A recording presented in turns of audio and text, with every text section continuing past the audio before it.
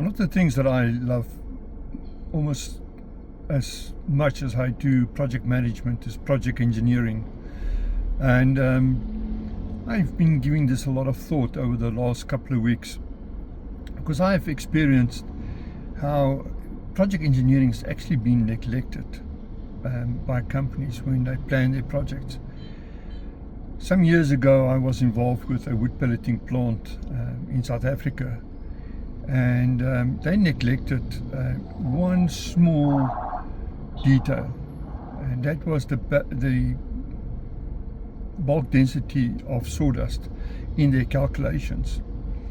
So they did everything that they had to do. They checked everything, they did their calculations, they sent raw product to the equipment suppliers, they've tested the product in a laboratory setup, and everything was fine, and they placed the order for the equipment. And when it came to production, we realized that we were producing 50% of what has been calculated. We couldn't understand why. And one of the things that, after a big investigation, we found is that in this whole document that we had, doing the calculations, looking at the return of investment and so on, we realized that the incorrect density of sawdust was used in these calculations. So we did not produce wood pellets as we thought we were going to do. Needless to say, the company quickly, very soon after that, played bankrupt, because we could not fulfill our contracts based on the amount of product that we take in and that we can deliver in the form of a wood pellet. But it just goes to show how important mass balance is. And people often think mass balance, but why? But why all these calculations? It's exactly to prevent something like this. We must make 100% sure that whatever we put in, we get the correct results at the completion end of the process.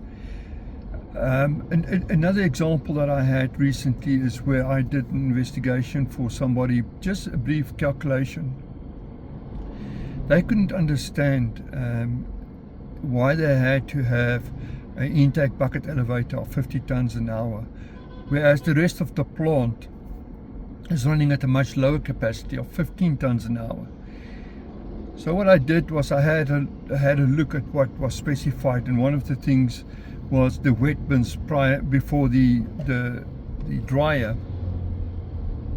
And those bins, based on the intake capacity, was much too small, which resulted that everything else downstream was also too small in capacity. I did a calculation, and the maximum intake should have been 30 tons an hour.